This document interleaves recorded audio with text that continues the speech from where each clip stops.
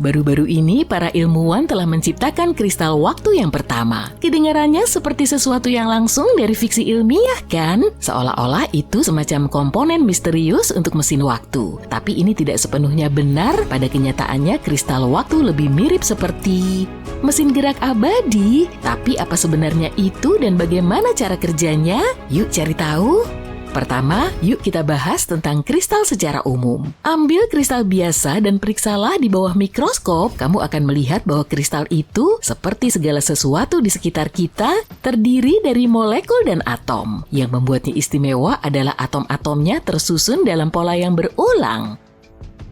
Sebagai contoh, kita ambil kristal garam. Jika kita melihatnya di bawah mikroskop, kita akan melihat pola yang berulang di dalamnya. Pola ini sama di mana-mana, tidak peduli seberapa kecil atau besar potongan garam itu atau bagaimana bentuknya. Di seluruh kristal, pola ini tidak akan berubah dan akan selalu tetap seperti ini, tidak peduli berapa lama waktu telah berlalu. Kristal garam akan tetap memiliki pola atom yang berulang yang sama besok, minggu depan, atau bahkan tahun depan.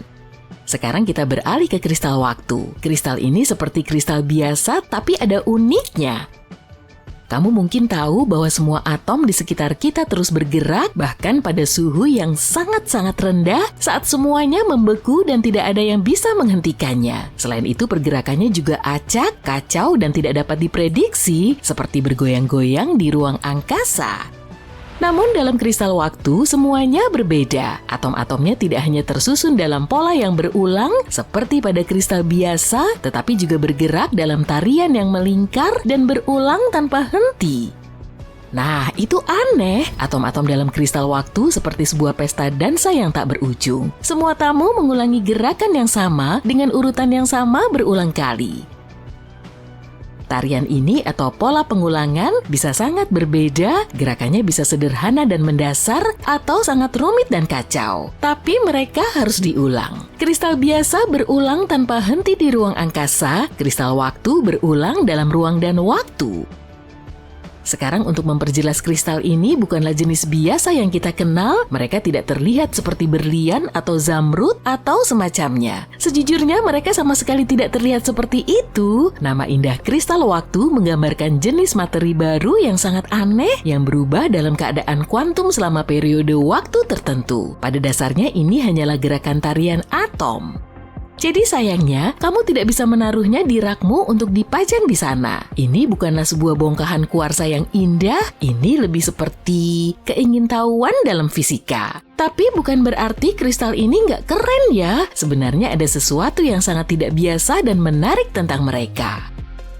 Kamu tahu gerakan yang kita bicarakan tadi tetap bertahan bahkan pada suhu nol mutlak? Artinya bahkan ketika dalam bahan dan benda normal, atom akan membeku, kehilangan energi dan berhenti bergerak. Dalam kristal waktu, mereka melanjutkan tariannya yang tak berujung seolah-olah tidak ada yang terjadi. Oh, dan itu baru permulaan loh. Para ilmuwan juga tercengang karena keberadaan kristal waktu melanggar hukum termodinamika kedua. Hukum ini menyatakan bahwa seiring berjalannya waktu, sistem apapun akan menjadi acak dan tidak teratur. Benda yang hangat akan mendistribusikan panasnya dan menjadi dingin. Sebuah vas yang diseimbangkan di tepi meja akan jatuh suatu hari nanti. Dan seterusnya.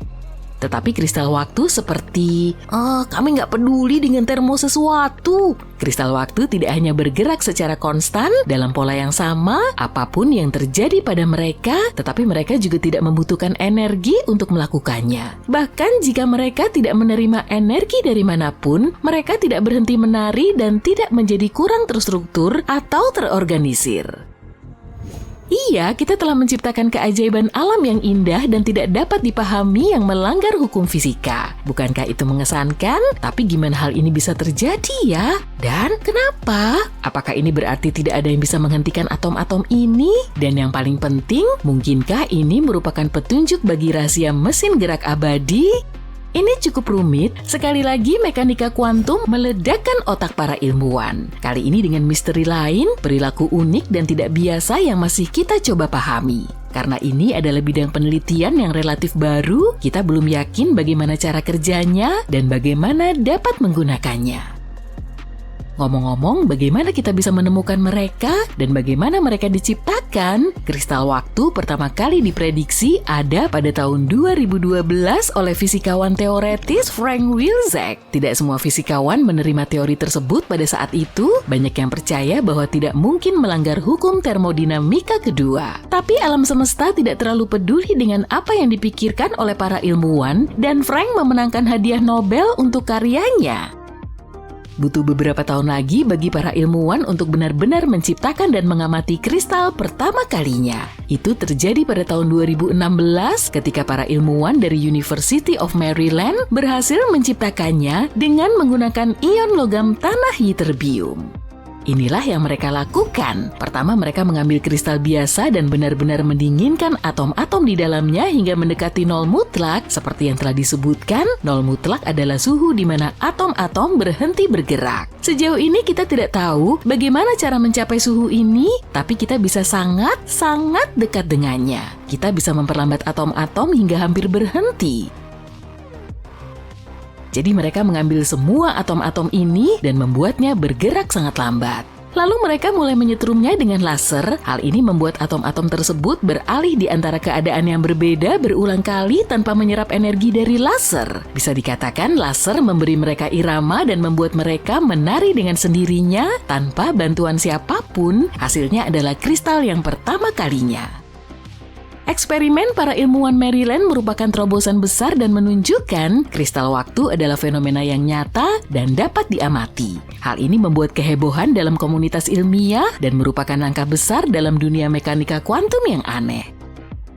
Sayangnya ada satu masalah, gerakan abadi seperti itu hanya benar-benar ada selamanya dalam kristal waktu yang ideal. Karena kristal waktu dalam eksperimen kita tidak ideal, mereka hanya bertahan beberapa menit sebelum meleleh dan mulai berperilaku normal kembali. Apa artinya? Artinya sejauh ini sayangnya kita tidak bisa menciptakan mesin gerak abadi. Jika kita mencoba melakukan hal seperti itu, kristal waktu akan segera meleleh.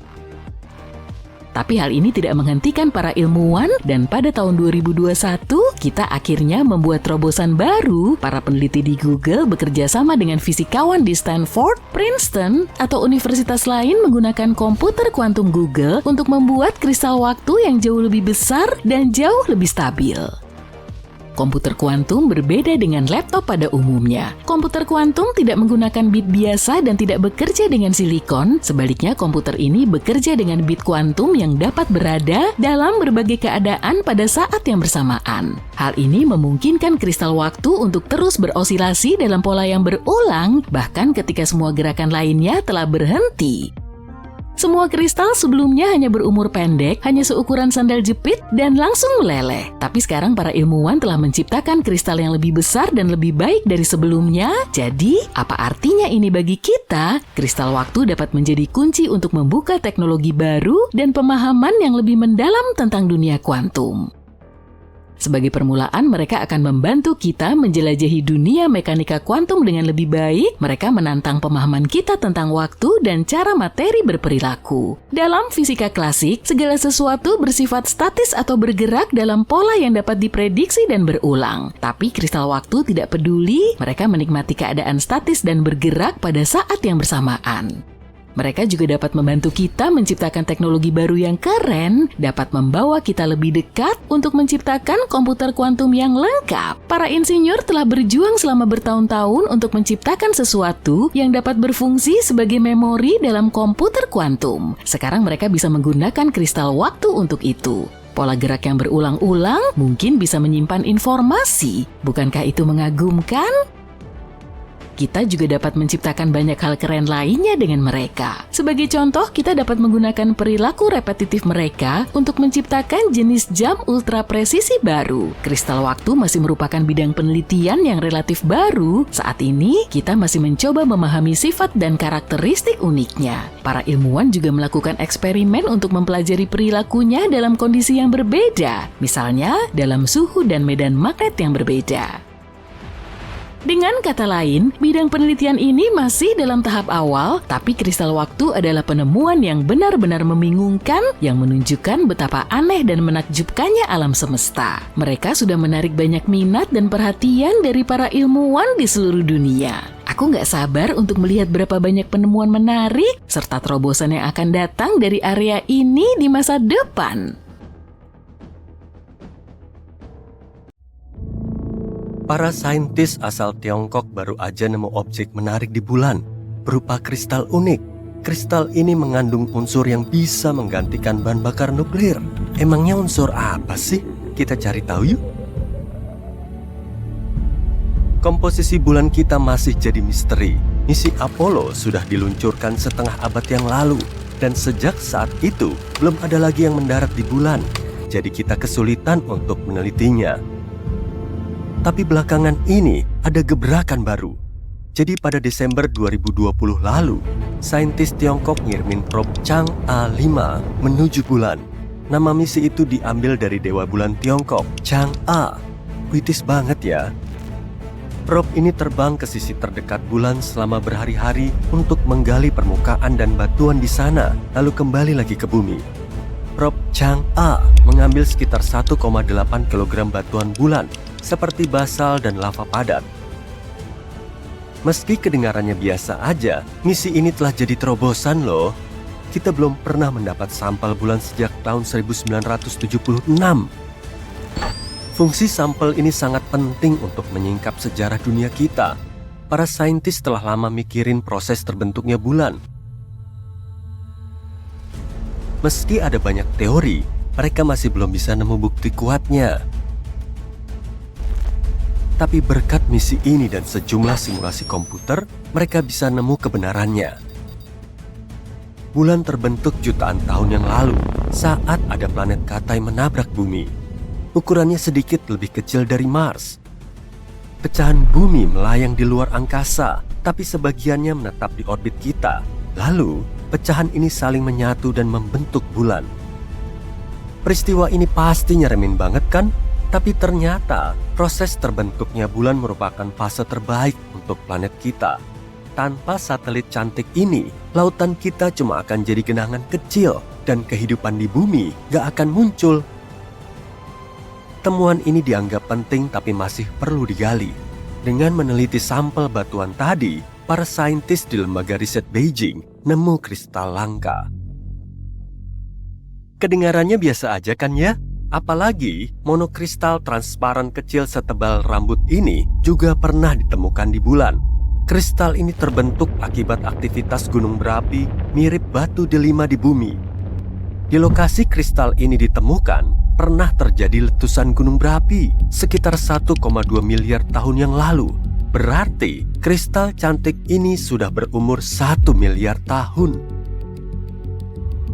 Fokusnya bukan ke situ sih, tapi kandungan bahannya. Kita belum pernah melihatnya. Peneliti dari Asosiasi Mineralogi Internasional telah mengonfirmasi komposisi ini nggak ada di bumi. Kristal ini disebut Changside, yang juga diambil dari nama dewa bulan. Keren ya? Komposisi ini termasuk mineral asing ke-6 yang ditemukan di bulan dan mineral pertama yang ditemukan oleh peneliti Tiongkok. Saat ini, Tiongkok menjadi negara ketiga di dunia yang membuat penemuan di bulan. Tapi kristal kecil ini bukan satu-satunya objek menarik yang mereka temukan. Setelah meneliti permata ini dan 140 ribuan partikel bulan, para saintis juga nemu helium-3. Helium-3 dianggap penting karena termasuk salah satu unsur yang menjadi bahan bakar matahari dan bintang lain di alam semesta. Kamu pasti pernah bilang, mataharinya terik banget, kayaknya neraka lagi bocor deh. Makanya banyak orang mengira matahari kita berupa bola api besar. Padahal bukan. Pembakarannya adalah proses lain yang juga disebut dengan fusi nuklir. Tahapannya cukup simpel kok.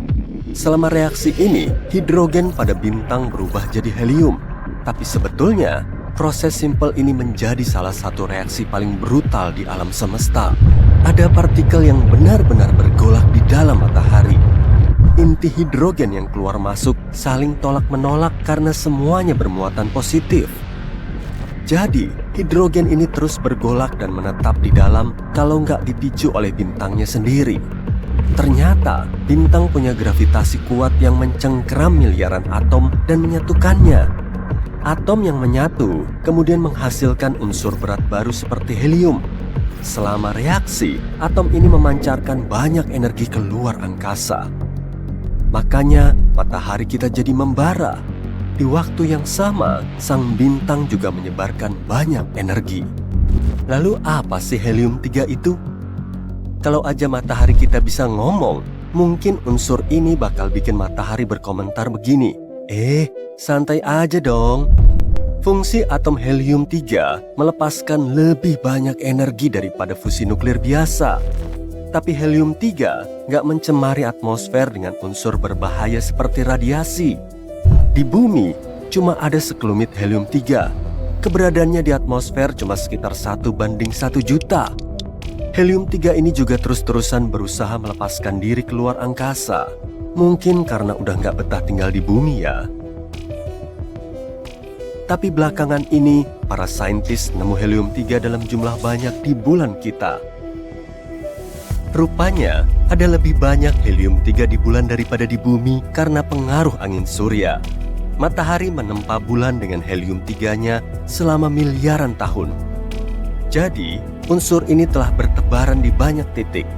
Meski jumlahnya nggak sebanyak di Jupiter dan Saturnus, energi yang dilepaskan helium-3 sangat besar. Kalau diestimasi, sekitar 25 ton helium-3 bisa nyuplai energi seantero Amerika Serikat sepanjang tahun. Saat ini, ada sekitar 35.000 ton helium-3 di planet kita, dan lebih dari 1 juta ton di bulan. Sumber daya sebanyak ini bisa ngasih cadangan energi Amerika Serikat selama ribuan tahun. Jadi kemungkinan, helium-3 bisa dijadikan sebagai sumber bahan bakar baru. Dan kualitasnya lebih bagus dari bahan bakar nuklir di semua aspek. Helium-3 nggak akan ninggalin limbah dan radiasi berbahaya. Unsur ini juga lebih kuat dan kurang berbahaya. Jadi, energi yang ramah lingkungan dan efisien ini bisa jadi revolusi penting di planet kita. Keren banget kan? Terus, tunggu apa lagi? Kita tinggal cari alat untuk mulai menggali kan? Tapi ada kendalanya. Kita nggak punya alat yang bisa sekuat dan sepanas bintang. Untuk menggunakan helium-3, kita perlu suhu super panas dan tekanan tinggi. Kita juga perlu reaktor termonuklir yang belum diketahui cara pembuatannya. Meski suhu dan tekanannya bisa sampai ke titik yang pas, kita belum tahu cara menangani helium-3 dengan benar. Jadi meskipun stoknya melimpah, kita belum bisa memanfaatkan unsur ini. Meski begitu, helium-3 emang menggiurkan. Makanya banyak negara mulai berlomba-lomba untuk mendapat sumber daya bulan ini. Setelah Chang'e 5 nemu endapan helium-3 baru di sisi terdekat bulan, kompetisinya semakin sengit. Bahkan Tiongkok mulai merencanakan misi bulan baru, Chang'e 6, pada tahun 2024. Selama misi ini, mereka mau ngambil sampel pertama dari sisi jauh bulan. Ternyata, pencarian kristal bulan ini penting banget bagi kita. Kristal ini bisa ngebantu kita nyari alternatif baru untuk menghasilkan helium-3. Dan kalau berhasil, manusia akan memasuki era baru.